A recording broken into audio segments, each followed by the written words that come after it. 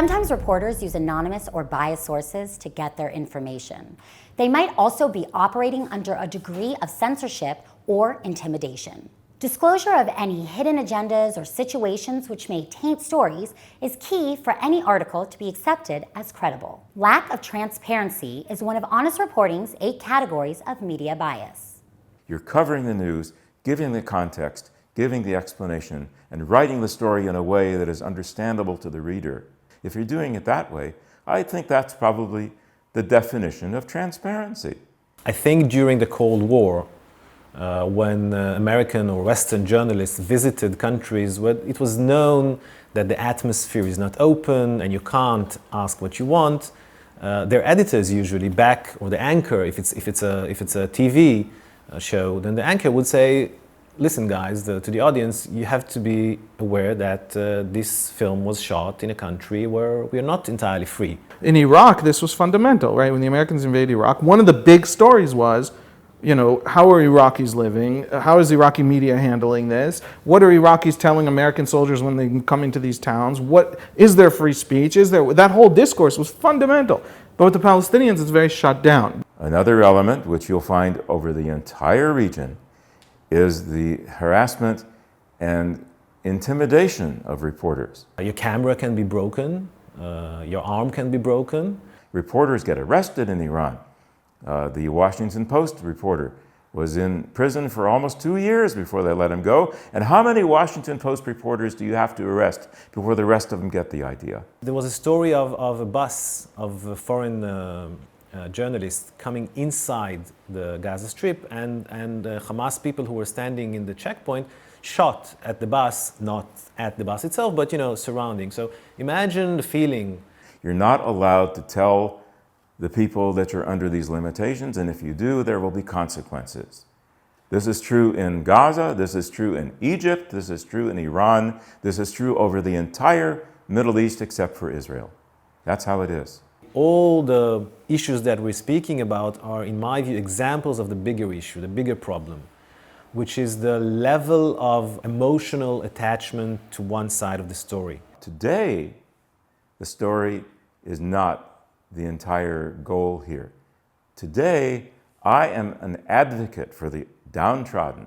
I'm an advocate for the underdog.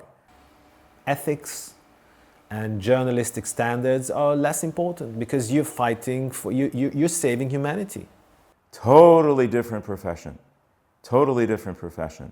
The problem we have is that journalism is this project that requires profound humility and self-criticism to do right. And journalists are uniquely egotistical as professionals. The issue arises sometimes of bias or maybe much more ignorance when a newspaper or a TV network will send in their anchor or their correspondent, and the next thing you know, they're reporting on something that they really know very little about. If someone comes from the outside, he doesn't even know what to ask. And they're relying on local people, sometimes Palestinians, sometimes Israelis, and they really wouldn't know an inaccuracy if it bit them. The major publications, the major television and radio networks have got stringers in Gaza, and these are local journalists who sign on to help you try to figure out what's going on. Fixers which are politically biased and has a political agenda, naturally would like to portray the image that they want. They're getting paid for it. And it's clear to everybody that if you report something that Hamas doesn't like, the stringer is going to suffer. And I mean suffer, physically. So it's not like a taxi driver who will take you wherever it's not a neutral fixer. That's the problem. If you know that your stringer has an agenda and should disclose that, no, you should fire the guy. What are you talking about? A stringer with an agenda? Here's the problem. Practically everybody's got an agenda out there. One way to avoid this is to use two fixers. So for example, if you take a pro-Palestinian fixer, then go and have a pro-Israeli or whatever, balance it so you yourself can have a sense of both sides. There's the pressure of deadlines, and now there's a deadline every 30 seconds because of Twitter. And this might take you 1 day, 2 days, 3 days.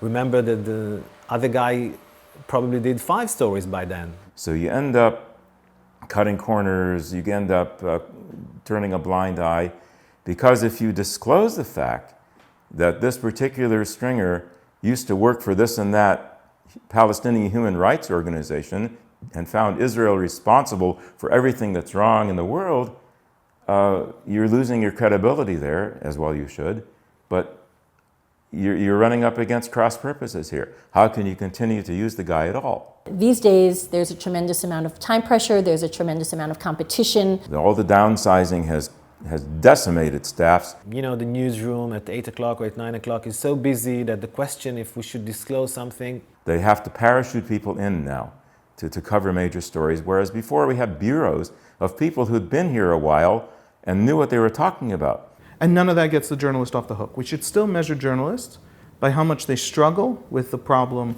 of expertise. So there's one more issue. There's an issue with sources and people that you interview when you do your report. Here's an example. A woman had died at a checkpoint because the cruel Israeli soldier wouldn't let them through in time to finish her childbirth in a hospital in Nablus. Something didn't seem right.